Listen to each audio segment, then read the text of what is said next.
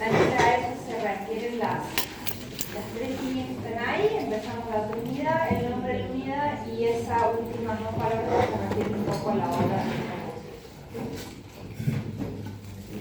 ¿Qué tiempo va a abarcar de alguna manera esta unidad número 3? Nosotros de alguna manera manejamos toda la unidad número 2 desde acá para atrás, ¿no? Desde el 39, desde el 40 para atrás, vimos alguna cosa que pisaba el principio de los 40 y que tenía que ver con espacios geográficos o países que no habían estado tan radicalmente involucrados en la guerra, porque en realidad los países que estuvieron radicalmente involucrados en la guerra se produjo muy poca arquitectura. Entonces, lo que vamos a ver ahora es desde este tiempo, desde los fines de los 40, mediados de los 40, casi hasta la década del 60. Si vamos a ver unos 15 años de arquitectura donde se producen estas integraciones y estas transformaciones. Los dos del fondo, en serio no me jode que se vayan afuera, pero para nada me jode, pero sí me jode. Las ciudades europeas van a quedar en muchos casos sumamente afectadas por los bombardeos y demás, con lo cual también el urbanismo en Europa entrará más que nada en procesos de remediación de lo que había pasado, de remediación del urbano y de remediación de la arquitectura y de volver a construir edificios que la sociedad consideraba icónicos.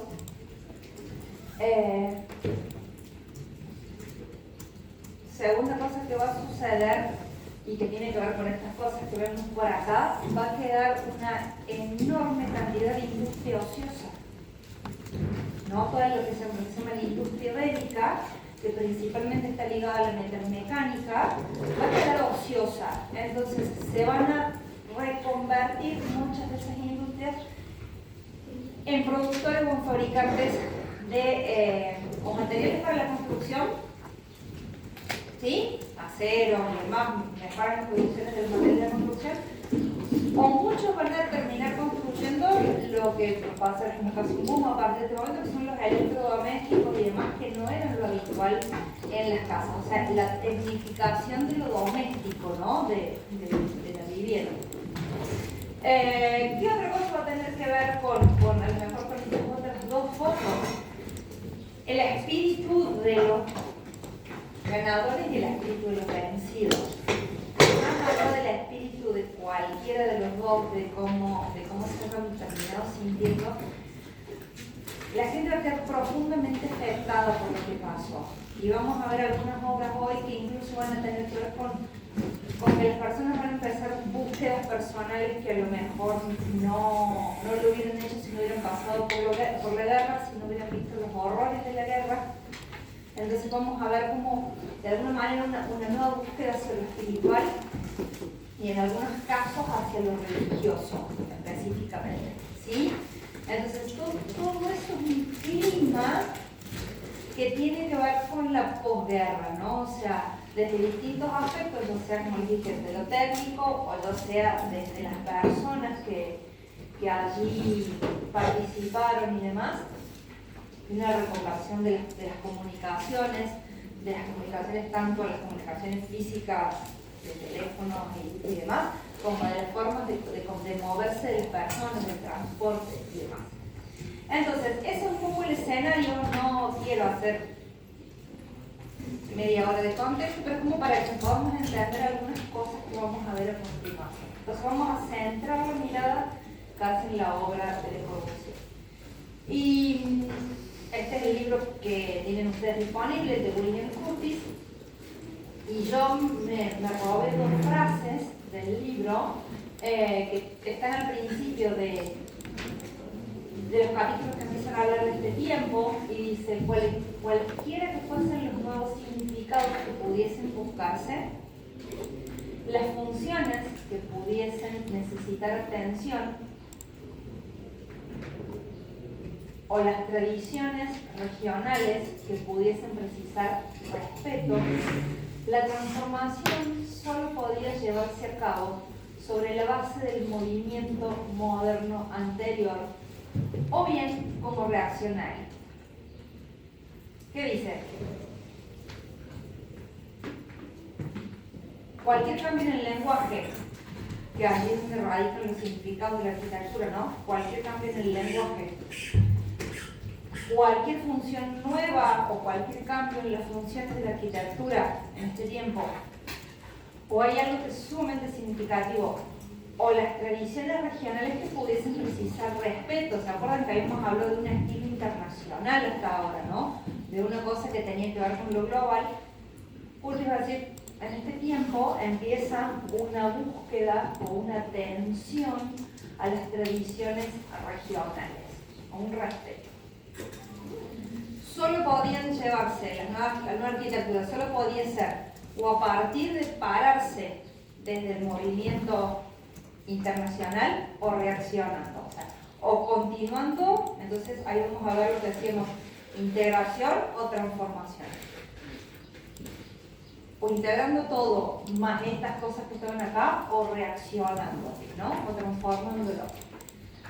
La victoria de las formas modernas trajo consigo sin duda la responsabilidad de representar el poder establecido, y una vez que el devaluado estilo internacional se convirtió en, miren qué linda palabra, en una ortodoxia agotada, se hicieron absolutamente necesarios un nuevo rechazo y una nueva revaluación. La arquitectura, hay autores que la llaman paradigmática y anómala, como la llama Sarah Williams, y hay algunos autores que a las mismas palabras le llaman heterodoxo y ortodoxo. ¿Sí? Quieren que las escribamos después como para que... Paradigmático u ortodoxo, anómalo o heterodoxo. ¿Sí? Entonces, ¿qué es lo que dice? Que el estilo internacional devaluado se había convertido en una ortodoxia, una arquitectura paradigmática agotada. ¿Sí? Viene casi a dar por finalizado de alguna manera el paradigma de lo paradigmático y lo anómalo. Entonces se hicieron absolutamente necesarios un nuevo rechazo y una nueva reevaluación. ¿Sí? Entonces estamos en ese tiempo, en ese momento en que el estilo internacional ha sido declarado prácticamente muerto, al menos dice devaluado. Bien, entonces les decía, nos vamos a meter un poco en la vida de Le Corbusier a partir del tiempo que nos interesa, o sea, dijimos como desde fines de la guerra. A mí esto es una especie de cómic, son dos hojitas, nomás se los puse a los dos, que representan la vida de momentos icónicos de la vida de Le Corbusier. Entonces, ahí hay como un par de ideas. Ahí está el autor de las ilustraciones, Vincent Mae. La influencia que había tenido a partir de los viajes de Le Corbusier a América y cómo había influido en la obra de Oscar Pinay y de Lucio Costa, que hasta ahora le vimos en la última clase, el Ministerio de Educación de Río.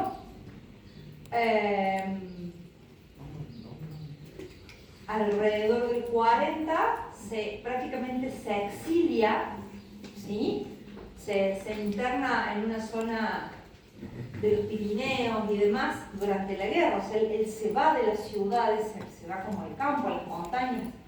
En ese tiempo,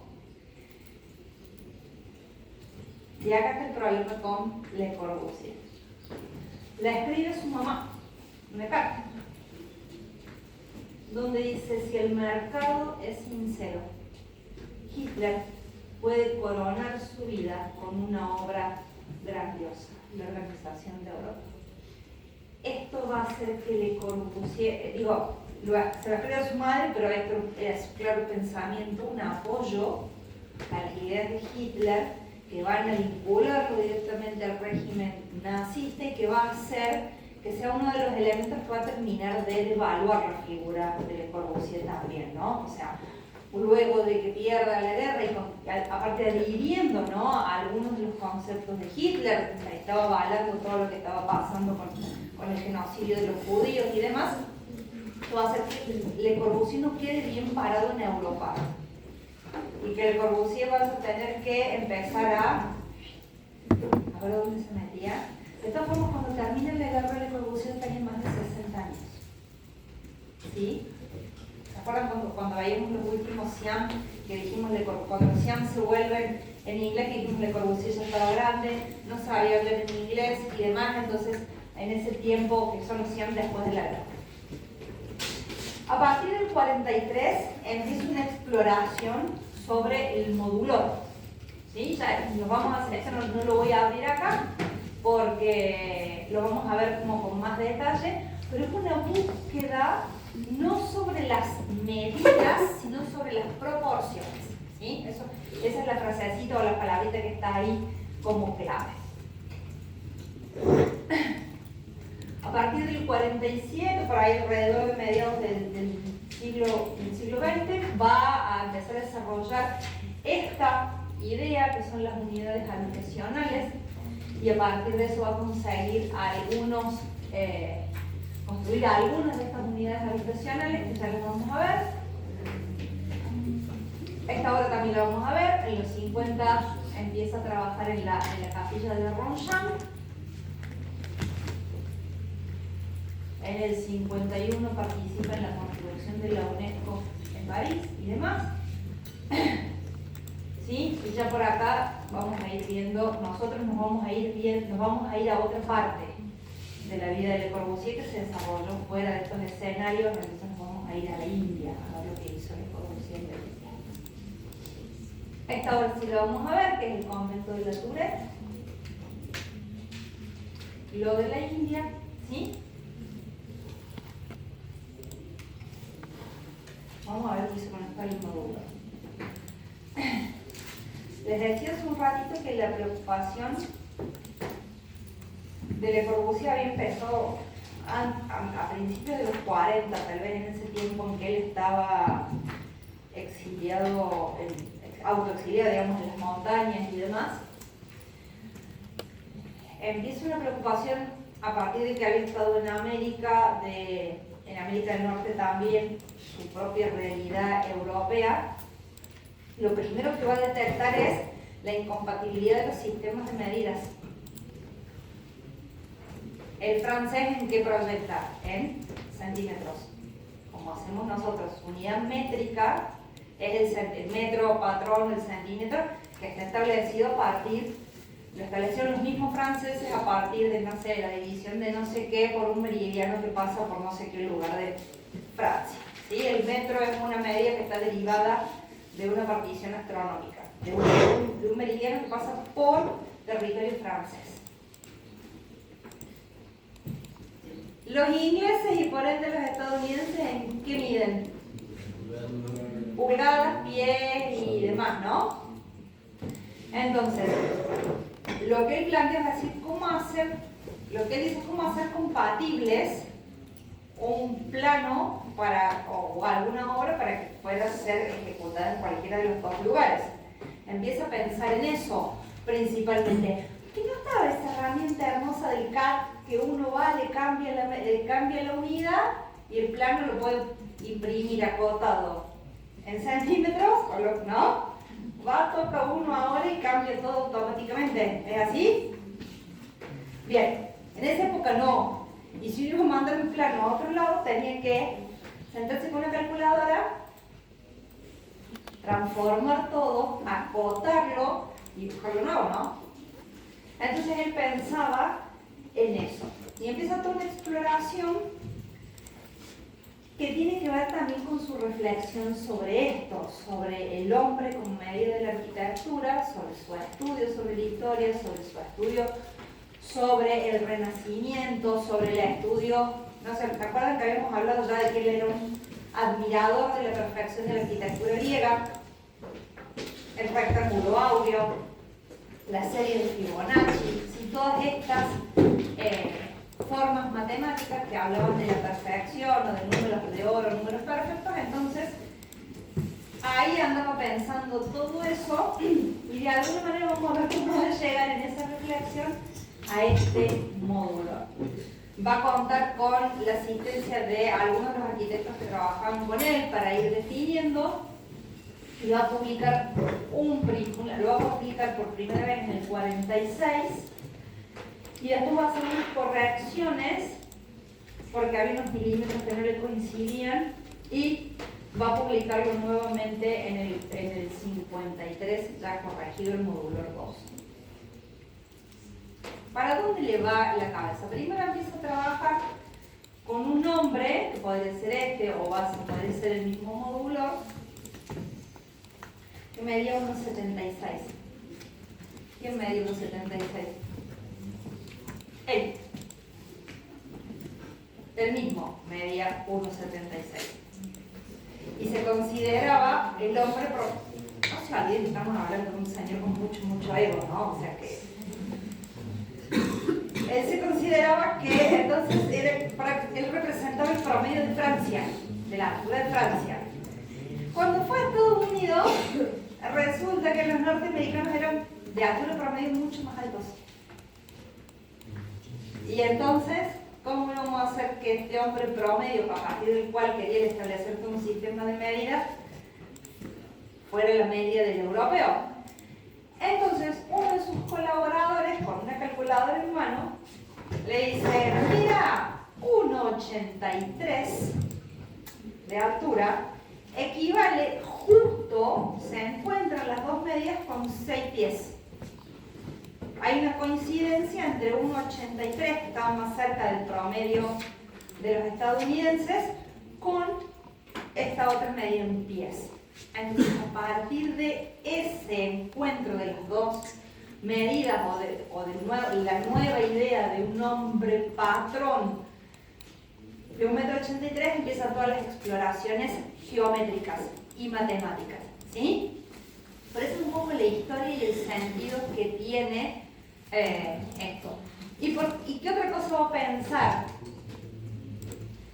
Que nosotros en la arquitectura no necesitamos tantas medidas, porque en realidad en la arquitectura estandarizamos un montón de cosas. Los lugares donde nos asentamos tienen más o menos siempre la altura el alto de la rodilla, del pie de la rodilla, porque así nos sentamos, ¿no? Apoyando los pies. ¿Cómo están sentados ustedes? Cuando estamos parados, cuando nos apoyamos, los antebrazos también tienen que ver con las medidas del hombre, ¿no? O sea, los apoyabrazos de un sillón o lo que sea. Entonces, las alturas de las ventanas, el antepecho o la baranda de un balcón, todo tiene que ver con las medidas más o menos del hombre, ¿no? ¿Por qué ponemos más o menos la altura de un balcón? Para que no nos podamos caer. ¿Y esa altura dónde está? ¿Qué me estoy marcando yo acá? El pupo, ¿no? Yo me puedo doblar así, pero más abajo sí me caería. Si me doblo por la cadera sí me caería, pero si me doblo la altura de la cintura, no me caigo. Entonces todas esas cosas son las que él pone en juego. Para hacer la arquitectura no hacen falta tantas medidas. No tenemos tantas cosas en la arquitectura. Entonces empieza a explorar. Empieza a explorar y la primera exploración es que ese hombrecito que tenía 1,83 m, con el brazo estirado llegaba a 2,26 m. ¿Sí? Y ese 2,26 dividido 2 es 1,13. Y vuelvo a la altura del cupo. Entonces, a partir de ahí estableció dos figuras partidas a la mitad, ¿sí? Por el cupo. Y empieza a hacer todas las particiones que sí responden al rectángulo áureo. Pero para hacer la primera división, toma estirada de 1,83, el brazo estirado 2,26, la mitad 1,13. Y desde ahí toma toda una serie de medidas, ¿sí? Una sigue la serie Fibonacci, la otra sigue el rectángulo áureo, por los cuales los va partiendo y genera dos series. La serie roja y la serie azul. La serie azul es la que va justamente por la altura esta del cubo y la otra viene de partir la altura total y demás. ¿Sí? Entonces, fíjense la cantidad de medidas. El nuestro que está acá plateado tiene estas medidas. Toda la cantidad de medidas que él saca. Y con estas medidas, esta espiral que se genera acá, lo proyecta, ¿sí? Así abierto. Y con esta proyección, saca todo esto. El hombre sentado más bajo, el hombre sentado como están ustedes, el hombre con el brazo apoyado, el hombre apoyado en, como hacemos una baranda, un espacio de trabajo más alto, donde ya nos ponemos a la altura de los hombros, ¿sí? La altura de la cabeza, y para él, con el brazo estirado, va a ser la altura del techo. Y ahí le daremos algunos problemas porque en realidad la altura del techo 2,26 es medio bajo, como percepción. Pero ¿qué más dice? Que esta serie, hay cosas que están mal entendidas, porque esta serie puede salir para arriba también. Yo puedo seguir estas proyecciones matemáticas para obtener medidas más grandes. ¿Sí? ¿Se entendió? Entonces él dice que esta debería ser la herramienta para proyectar en la arquitectura. Que estas medidas nuevas que él ha establecido son las que deberíamos usar para proyectar. Y olvidarnos de, y bueno, ¿cuánto le damos? 40 centímetros, 40 centímetros, ¿por qué no? Pensemos en estas medidas que tienen que ver con el hombre y usemos esas medidas para proyectar. ¿Se entendió lo que hizo? Más vale que se haya entendido porque la semana que viene se van a divertir con el modulador, usted, Anita y la Flor. ¿Sí? Así que si no lo entendieron, ¿le subiste ya? No. Sí, ya. Anita les acaba de subir un texto muy corto que tiene explicado todo esto bien clarito porque tiene unos subtítulos que es el modulor, la historia del modulor, cómo se generó y al final tiene la práctica o el uso si efectivamente es fácil y al final tiene un debate cortito el párrafo del debate. ¿Por qué fracasó el modulor? ¿Por qué seguimos pensando en metros? Y si estudiamos arquitectura, ¿por qué no pensamos desde este lugar? ¿Sí? Entonces, léanlo bien porque van a tener que pasar a explicar ustedes cómo se hace el modulor. es cortito, yo lo volví a leer, póngale que yo lo había leído antes, yo lo volví a leer anoche en 20 minutos. ¿Sí? Póngale que yo lo había leído y que lo conozco, que le lleve media hora. No más porque está escrito fácil, no tiene nada raro, ¿sí? No es un texto, no es es un texto simple, llano sobre el modular. Entonces, dos ideitas que quedaron dando vuelta, o un dibujo y un antecedente para que nos metamos de lleno sobre la unidad habitacional de Marcel.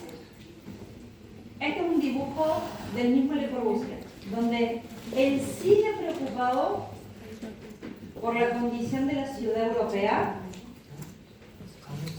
posguerra, restaurada o lo que sea, la ciudad europea sigue teniendo esta condición de calles angostas, de sombra, de fachadas a las que nunca les da el sol y demás.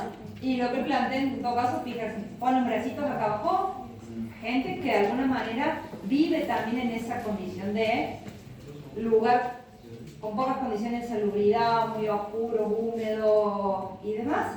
Piensen que también está poniéndole vista en algunas ciudades del norte de Francia, de Alemania, donde estamos muy al norte y ya hay menos luz en invierno y demás, y tienen esas condiciones, y lo sigue contraponiendo en este dibujito hermoso a su propia idea, ¿no? A sus propias ideas de estas placas que él ya había planteado en la Ville Radier o en la Ville Contemporaine, ¿no?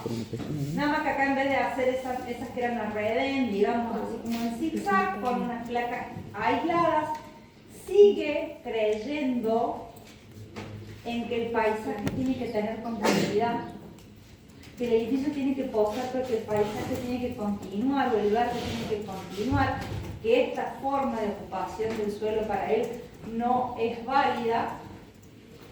Y ante esta realidad, que como habían quedado en las ciudades europeas, no se olviden que él había tenido mucho contacto con Rusia, y esto se los traje yo para traérselos a la memoria. En realidad, acá una obra de Le Corbusier, ¿sí? Pero el edificio La Confin en Moscú había sido ya un intento de estas unidades de vivienda que él lo habían dejado particularmente pensando.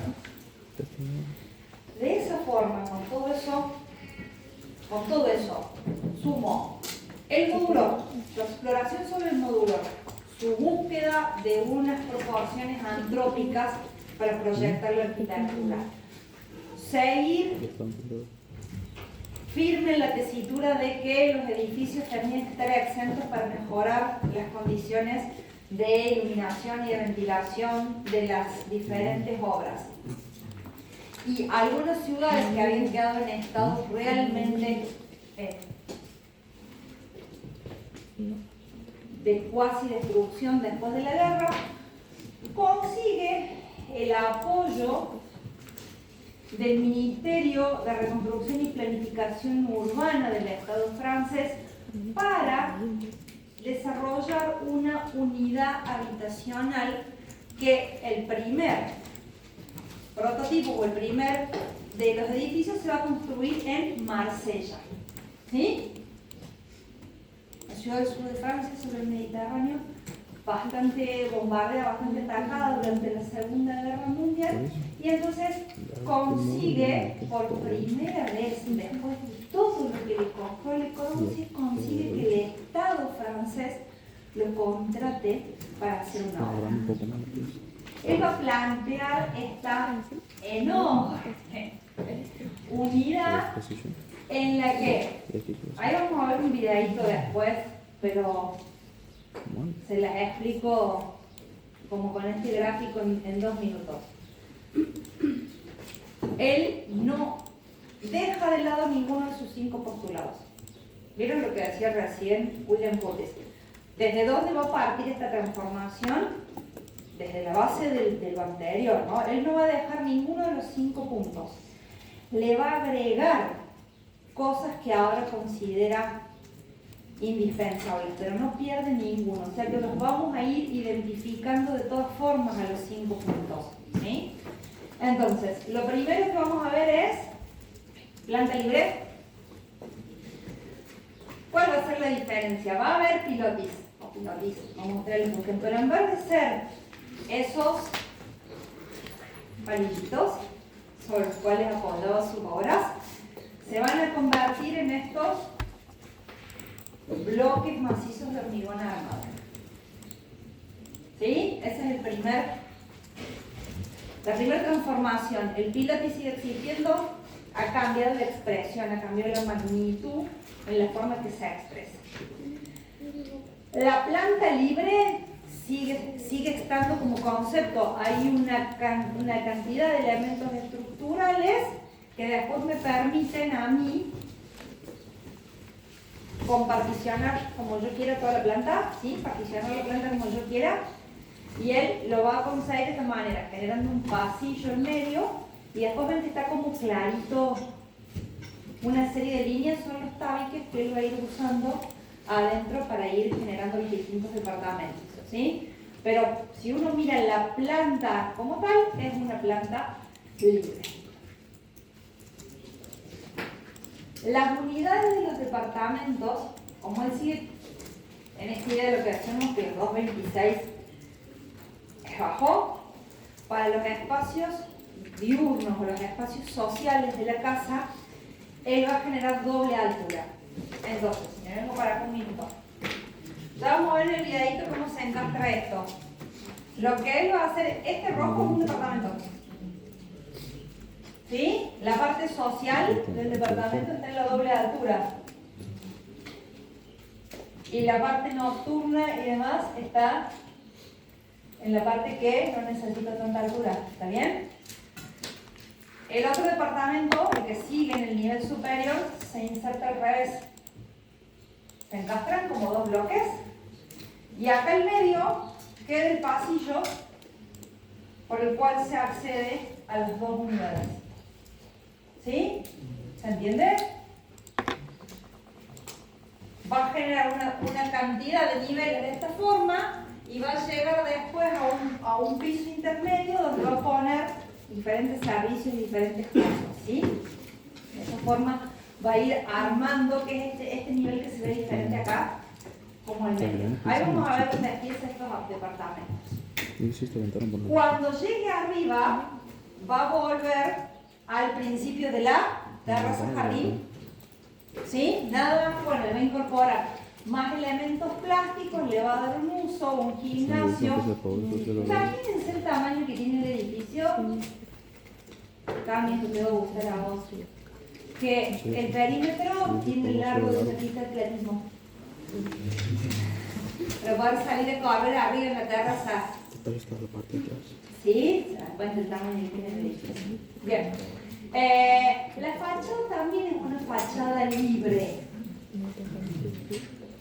Pero que acá viene una de las incorporaciones que va a hacer en este tiempo también. Le agrega parasoles, Bril Soleil, parasoles que tienen la finalidad de controlar el ingreso de luz y mejorar el acondicionamiento térmico del edificio. Y que eso es lo que uno ve como por acá por afuera, ¿no? Que lo alcanza, lo empieza a ver ahí en este cortecito, y que son todos estos parasoles que están por acá. Todo esto que vemos acá abajo, todo este tipo de parasolado nuevo que va a generar, vienen de la mano del encuentro de Le Corbusier con el hormigón. ¿El hormigón cómo? Yo les voy a decir la palabra en francés para que después cuando lo pensemos en español nos podamos volver a esa connotación que tiene. Betón es hormigón brut. Betón brut. El hormigón bruto, el hormigón a la vista, el hormigón sin revocar, el hormigón en donde puedo ver las tablas con las que hice el encofrado, porque están pensando en una arquitectura que es para solucionar el problema de vivienda en una ciudad que fue bombardeada. Entonces en un primer momento también tiene que ver con economía o con una racionalidad de los materiales, ¿no? Digo, si esto yo lo revoco, lo pinto, el mantenimiento, esto y el otro tiene que ver con una búsqueda de que el material sea expresivo y al mismo tiempo sea durable. ¿Se entiende? ¿Habíamos visto el hormigón en la vista hasta acá? En ninguno de los arquitectos que trabajamos hasta acá vimos el hormigón en la vista. Está haciendo su desembarco estelar el hormigón en la vista. De acá en adelante, ¿cómo se va a entender o cómo se va a llamar muchas veces la arquitectura que se expresa así? Brutalista. La palabra sí la escucharon, brutalista. Sí. Viene de betón brut, ¿sí? De ese brut, del hormigón crudo, va a devenir toda la forma de designación de la arquitectura que va a ir para adelante, a la que se le va a llamar brutalista. ¿Qué es lo brutalista? Porque esté grande o porque esté... Es por eso, es por la forma de la expresión del material. Bueno, me voy pasando un rato.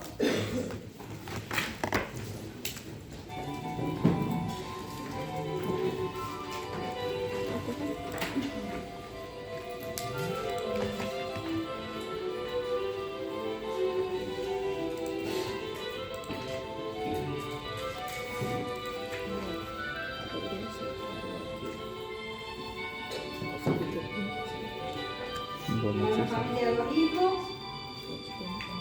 departamentos pequeños de 98 metros cuadrados. No he hecho eso porque pensaba que me iban a decir que hacía falta de muchas cosas.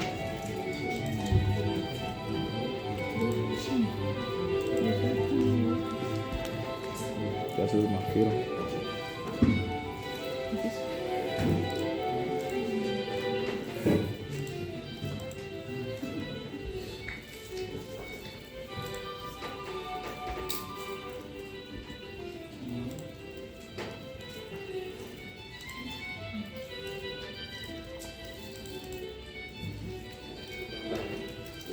Nosotros hacemos el soleil con los parasoles.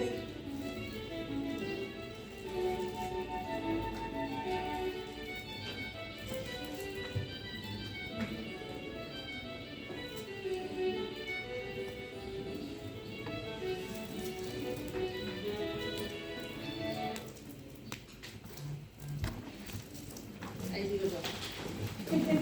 Ahí sigo yo.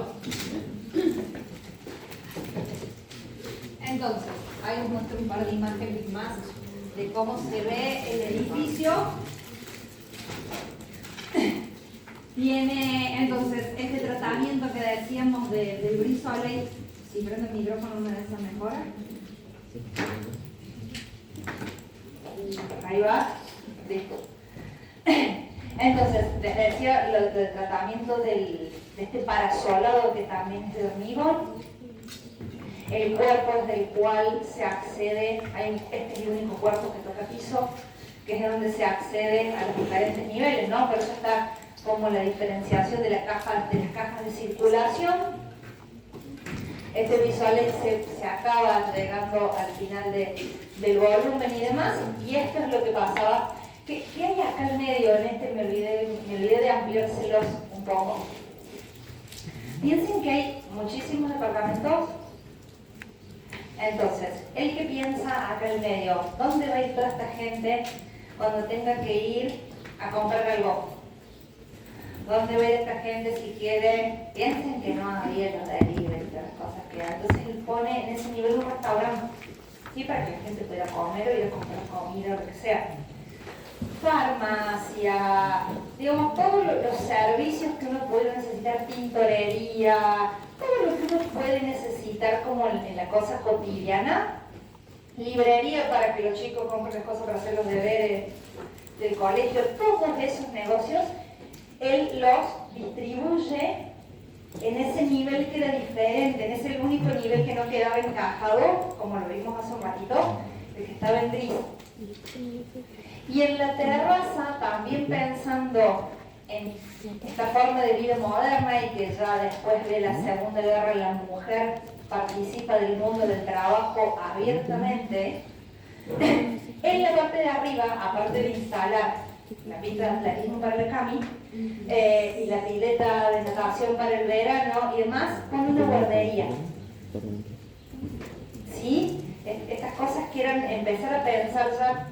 La máquina de habitar era mucho más que el espacio de dormir. La máquina de habitar está más completo el concepto acá porque el habitar incluye todas estas otras necesidades, ¿sí? Entonces fíjense qué cómodo que sería para una mamá que se va a trabajar, subir hasta el último piso, dejar su niño adentro del mismo edificio y recién después salir a trabajar y volver y tener la librería, la farmacia, todo adentro del mismo edificio.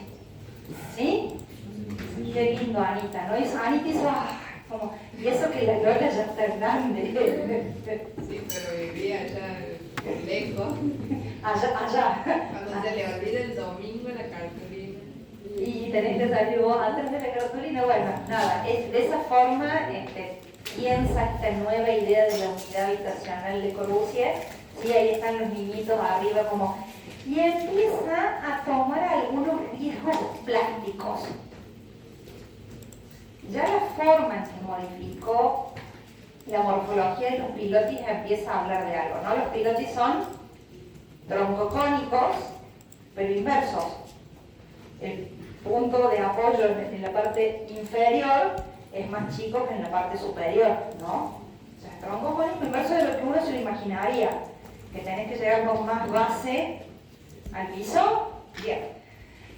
Seguramente está absorbiendo casi los esfuerzos de la viga, de la gran viga que está acá abajo, como con una especie de lógica de capitel o de ménsula. O O sea, hay una razón estructural para darle esta forma, pero bueno, también es un desafío el ojo que lo espera de la manera diferente. Y te dije que se pone plástico, o que empieza a tomar algunos riesgos plásticos, o algunas búsquedas. Miren la forma en que aparecen las salidas de las chimeneas, de los ductos de ventilación y demás, a la terraza a través de estas formas, ¿no? A través de esta otra forma, la de los otros servicios acá arriba, ¿no? Una forma curva, acá también. Sí, empieza a pensar que esa geometría estricta de la Ville-Savoie no es la única solución, empieza a transformarse el mismo Le Corbusier.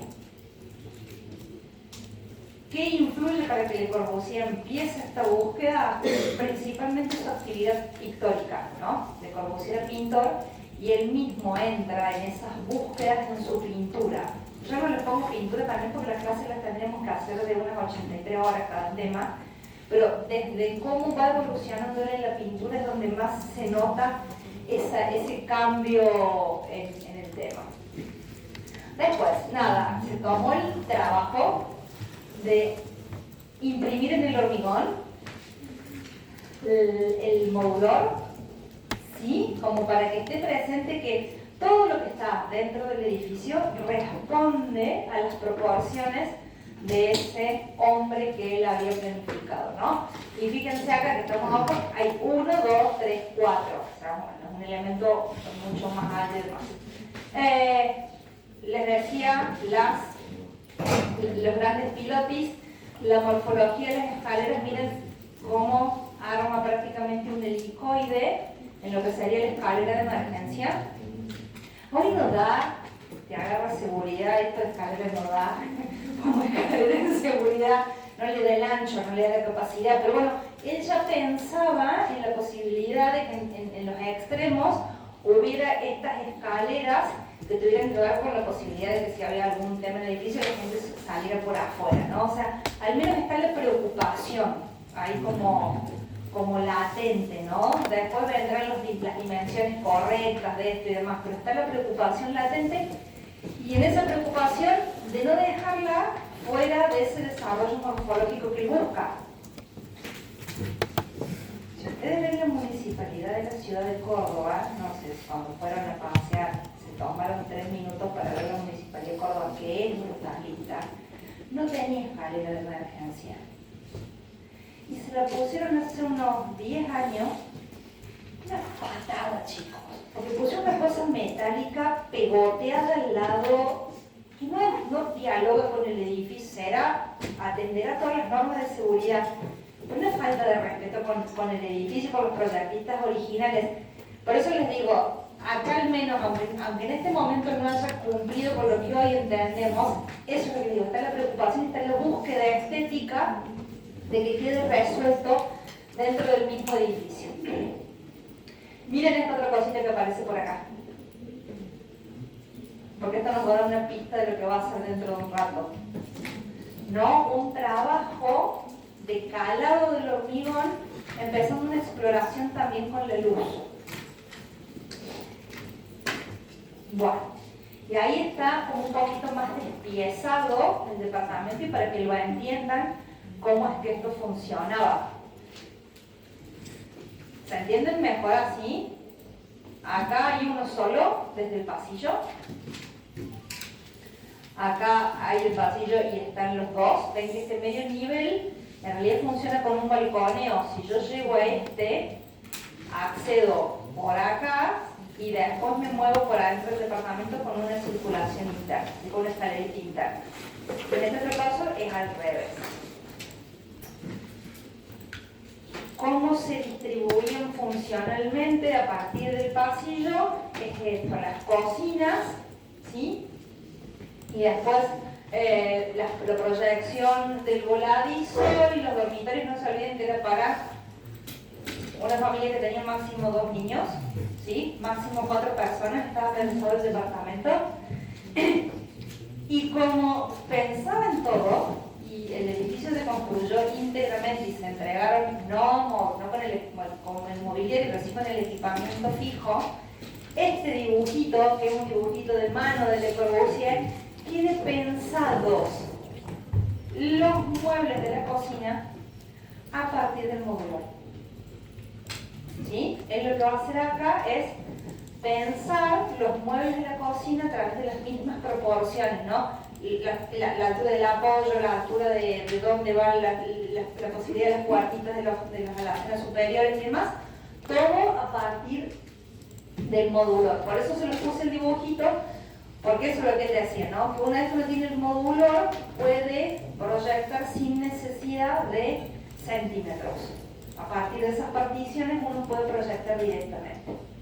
Y ahí está, bueno, como él piensa lo del modular. El lobby del edificio con el muro trabajado como se nos mostró recién desde el lado de afuera. Este es el lobby de acceso. Este es el pasillo de donde estaban el restaurante, la farmacia, etcétera, etcétera. ¿Sí? ¿Y saben qué más pone? Porque esto es muy largo. ¿Saben qué más pone? Como un pequeño hotel en ese piso. Porque como los departamentos eran tan mínimos, si alguien te venía a visitar, ¿dónde se quedaba? Entonces, no pone un hotel enorme, pero pone allí la posibilidad como de una especie de hospedaje o un hotel chiquito para que la familia, si venía alguien a visitarte, pudiera hospedarse o dormir ahí al menos y después vivir el resto del día con la familia. Así se ve el pasillo del medio. Ya sé, está oscurito. Porque todo es luz artificial. Piensen que el pasillo del medio quedaba sin ventilación ni iluminación natural, ¿no? Y este me encantó, en definitiva, lo encontré hace unos años y se los dejo ahí y ahí se los muestro siempre, porque el estudio de Philip Moore tuvo como encargo alguien que compró un departamento aquí y solicitó que se lo recuperara el diseño original.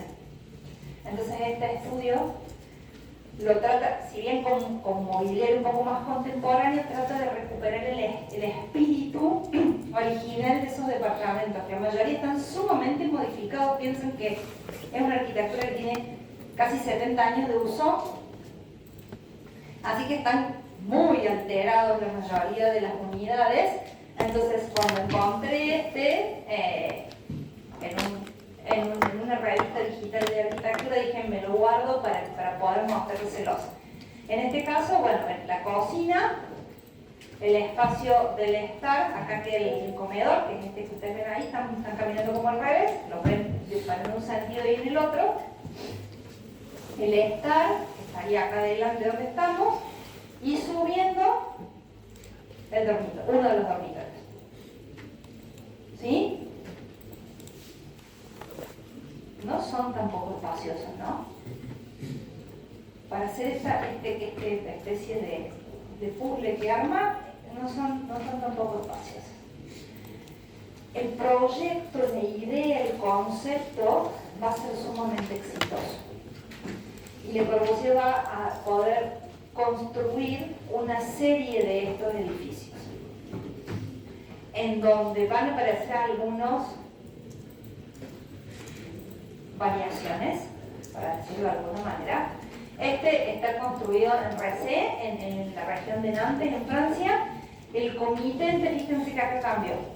El comitente antes era directamente el Estado, ¿no? El Estado francés, a través del ministerio que dijimos de reconstrucción de la posguerra.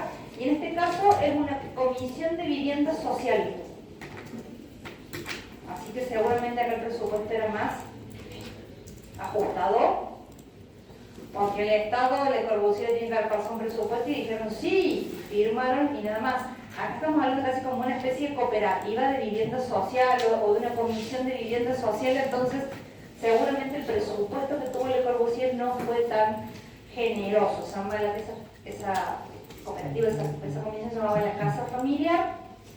Conserva todas las características en cuanto a lo funcional y demás, nada más que en este caso, bueno, algunos de los pilotos, fíjense que ya lo tiene, los encofrados son más baratos, no es lo mismo hacer un encofrado con una forma de bordes redondeados que hacer un encofrado plano. Esto es mucho más barato que el otro, ¿no? Ahí es donde uno empieza a notar los cambios de presupuesto, ¿no? En esos pequeños detalles uno empieza a descubrir esas cosas. Nada, como tiene el juego con alguna parte, con algún espejo de agua, en donde asienta, está más condicionado en el espacio que se desarrolla, lo que tiene mucho verde alrededor, está más condicionado en ese lugar. Y en la parte superior aparece este volumen, fíjese la diferencia, ¿no? Si bien tiene otra exploración que ya había adelantado Le Corbusier cuando les mostré el código de ingreso del anterior, una búsqueda que empezaba con perforar el muro con ciertos juegos geométricos. Bueno, esto es en la parte superior y acá ya la exploración va avanzando en ese sentido. ¿Eso se considera piloteo? Sí, porque él sigue despegando el edificio y hace que pase, ¿no? O al menos él lo va a seguir llamando pilotis. No sé, yo creo que si vos hablas con el profe de estructura y vos le decís que esto es un pilotis, te saca corriendo, ¿no? Entonces hay que pensar como en la cabecita del Corbusier. Y estas son, bueno, insisto, se van mutando y demás. Estas son dos más que hace una en Alemania y la otra también de nuevo en Francia. Cada vez van a menos, ¿no? Miren la parte superior de esta. Ya, el tanque de agua le clavó ahí arriba como un cuadrado y la caja de los ascensores y que Dios te ayude. Todo lo otro, toda la otra exploración sobre la terraza jardín que él había hecho en la primera, acá, no digamos que desaparece porque sí es una terraza accesible, una terraza que se puede usar, pero no tiene. Y ya aquí, fíjense que incluso ha perdido expresión el brise soleil, ¿no? Esa forma de hacer el parasolado también ha ido perdiendo expresividad y demás. Esta se las puse, esta es la de Femini, se las puse por las impresiones en hormigón y demás. Por acá algo. Bien, estamos con la unidad estacional. Vemos Roncham y hacemos un corte. ¿Les parece? Vemos esta obra y hacemos el corte. Bien. Les había dicho yo de alguna manera de esa nueva búsqueda espiritual de este tiempo, ¿no? Del tiempo de la posguerra. Y Le Corbusier es convocado para realizar esta capilla que se encuentra en una colina. Ya había habido un espacio religioso en ese lugar que tiene, ¿vieron cuando Robert Schulz le dice el espíritu del lugar? ¿No? Había sido un lugar de peregrinación o de ascenso y de religiosidad del tiempo de los celtas, la colina. O sea, un lugar como con mucho espíritu religioso, el emplazamiento en sí mismo. Entonces, Le Corbusier, de alguna manera ya alejado de la Bildhauer. ¿Dónde está la Bildhauer? Si ustedes no fueran arquitectos, hagamos el juego, y le ponen, no sé, al papá abogado, esta obra al lado de la Bildhauer y le preguntan, ¿le hizo el mismo? No. Por más que haya, tampoco es tanto. 25 años de diferencia entre una obra y la otra. Hay arquitectos que empiezan a hacer algo cuando se reciben y se mueren haciendo lo mismo, ¿no? Esto también muestra que uno no se tiene que conformar cuando cree que su producto está maduro. Entonces, Le Corbusier va a hacer esta capilla. Es una capilla que, insisto, tiene que ver con la peregrinación. Es un lugar al que se llega luego de una peregrinación. Es una capilla dedicada a la Virgen, en donde vamos a ver principalmente, ya les voy a mostrar un video que muestra mucho mejor el espacio, pero les quiero señalar algunas cosas nomás, como para que tiene un techo absolutamente curvo, que es como una especie de sombrero que se levanta, está trabajado sobre una forma geométrica más o menos perceptible por acá. Aparecen algunos elementos verticales que los vamos a ver que tienen su sentido desde el interior, son pequeñas capillas que van a estar participando del espacio de la capilla exterior. Y tiene en este costado, por eso está aquí puesto, como un espacio al que se llega en una peregrinación, y más tiene todo un altar afuera. Tiene una sacralización del espacio exterior. Entonces acá hay una mesa de altar. Acá hay un pequeño balconcito, ya les voy a explicar para qué es del lado de adentro. Y hay un púlpito. Entonces, después de la peregrinación, cuando uno llega ahí arriba, te espera el sacerdote para una misa aquí afuera. ¿Sí? Está pensado con ese sentido, que uno puede entrar, el espacio interior es suficientemente chico, puede tener un momento de oración o podés llegar luego de la peregrinación y tener la misa acá afuera. Era que les dije recién que había empezado esa exploración con perforar el muro, con las ventanas, toda esa exploración terminará en crear esta atmósfera, ¿no? Porque en realidad lo que él va a crear en el interior es una atmósfera, más allá de la funcionalidad propiamente dicha, porque una capilla es una capilla, ¿no? O sea, él lo que va a estar buscando es una atmósfera, algo que me permita entrar en una especie de momento de oración, de reflexión, de lo que ustedes quieran, ¿sí? Entonces, les muestro unos planos, como para que vean algunas cosas. En principio es un rectángulo, ¿no?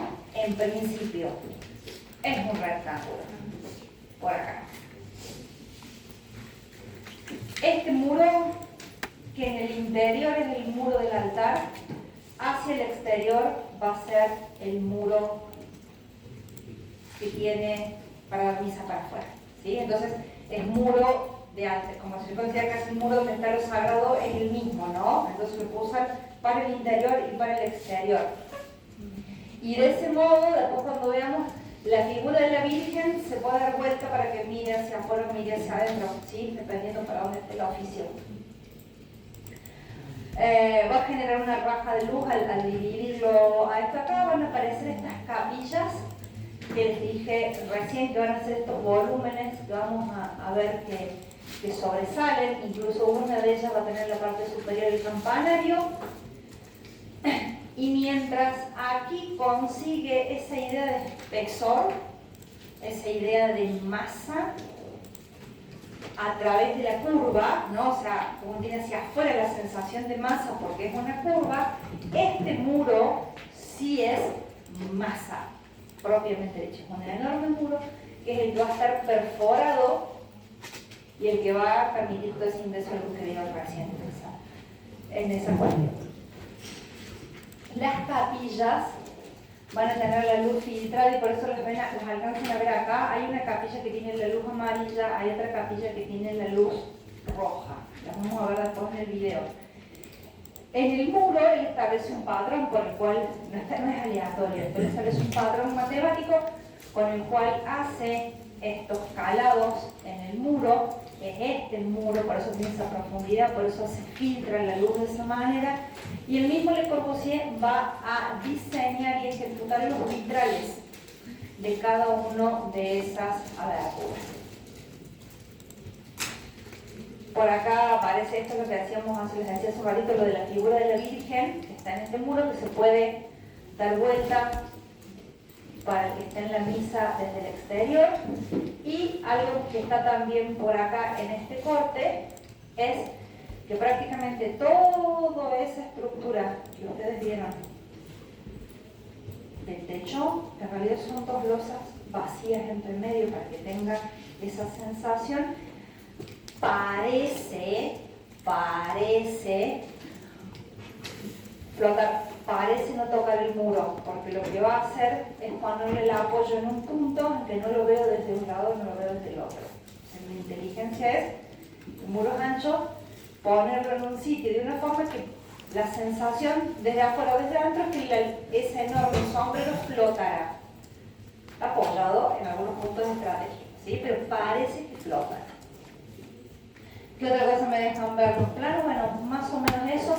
El piso tiene una pendiente también que me ayuda en esa orientación hacia el altar.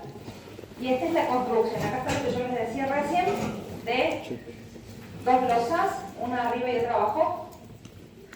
Ahí está el chiste de que parece no tocar, ¿no?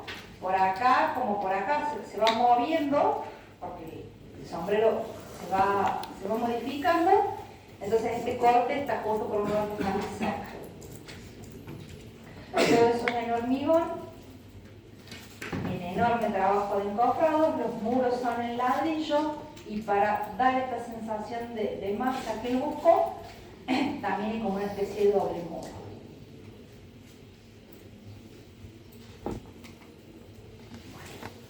Les muestro esto y después hacemos el corte, ¿sí? Este video es muy lindo, pero está en inglés, ¿no?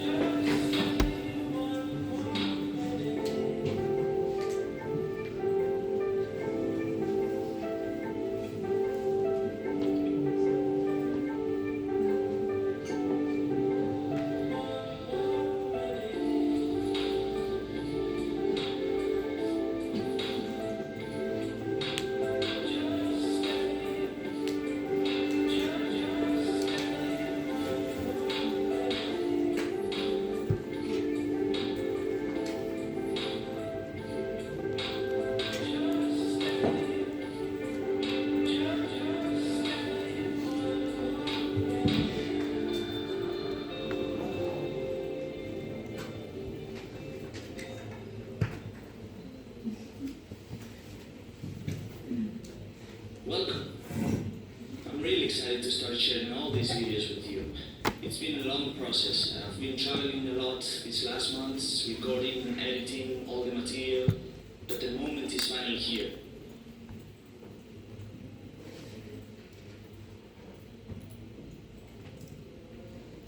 As you can see, this first episode of the 4th wall series is about Longchamp from Le Corbusier.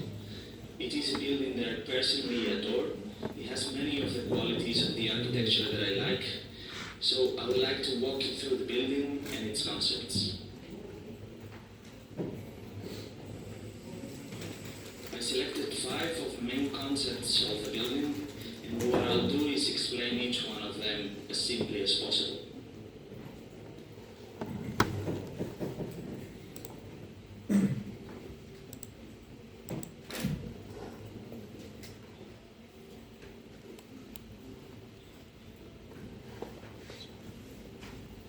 The chapel is located in a small French village in the east of France, very close to the border with Germany, from where it takes the name, Longchamp.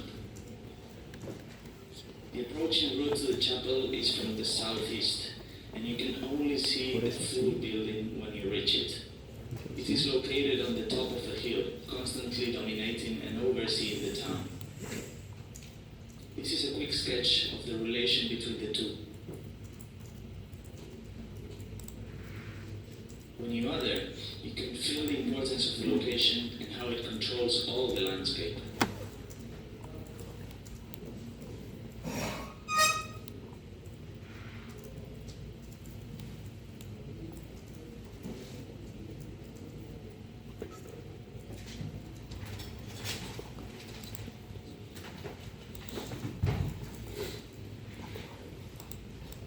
For me, the control of the light in the building is the most important concept and the one that defines the spaces the most. It is a concept that he uses in many of his buildings, but I think von Schauming has to be the most important.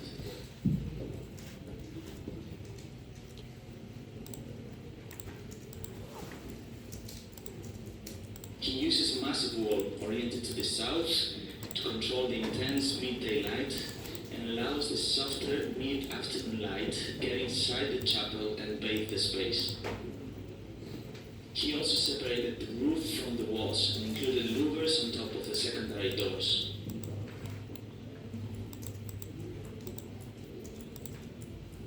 Here you can see the louvers over the north entrance.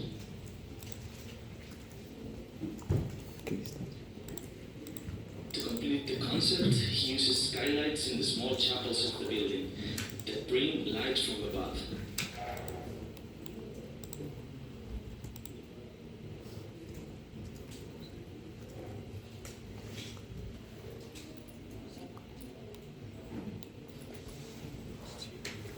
Although the arrangement of the windows in that south wall is so characteristic and imitated in many buildings after doesn't follow a pattern, according to the writer Robert Kunz, published a book about the chapel, the upper stream of windows responds to the Virgo constellation, being the lower one Hydra.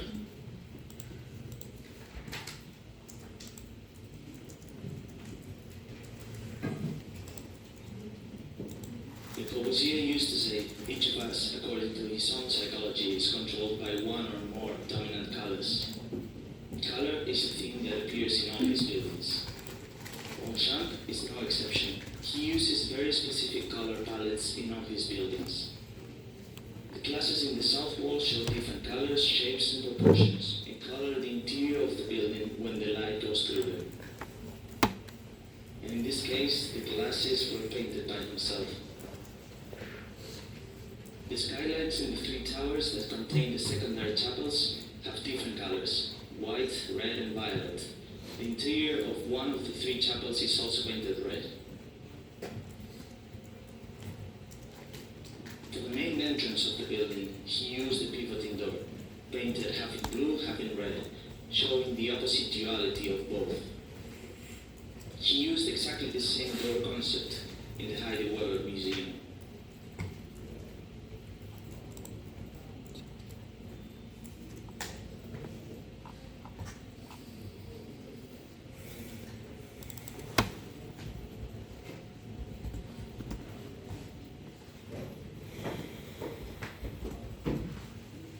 I believe one of the qualities of the building is the honesty that it shows in its construction and details.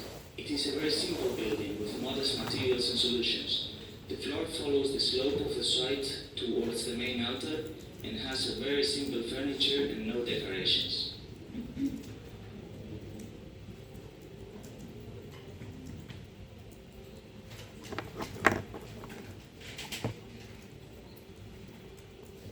The only religious image in the building is the Madonna and the Child in the east wall, behind the main altar. This sculpture also serves the outside altar during open-air ceremonies. Le Corbusier was also requested to have the possibility to celebrate bigger ceremonies. Instead of making a much bigger building, he came up with the idea of doing an external altar that could be used in special occasions.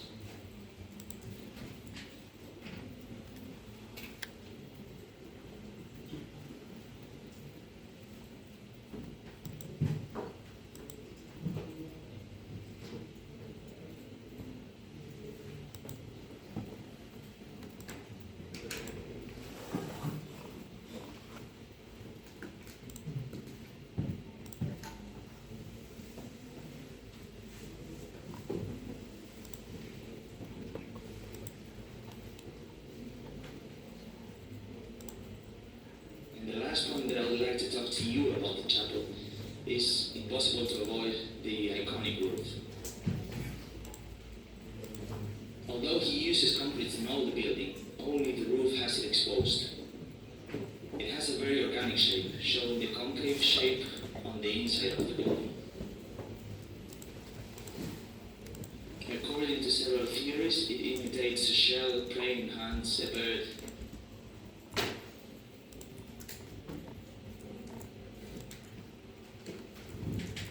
And looking really massive and heavy, it is an empty structure, very light, only supported by pillars embedded in the south and its walls.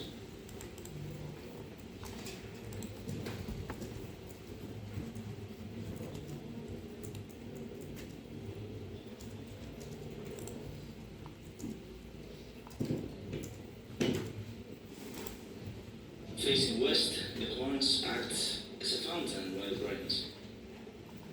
The concrete roof slopes towards the back of the chapel, and they pour their water off the roof and down to the concrete structures, creating an artificially natural fountain. And those were my 5 concepts I wanted to talk to you about.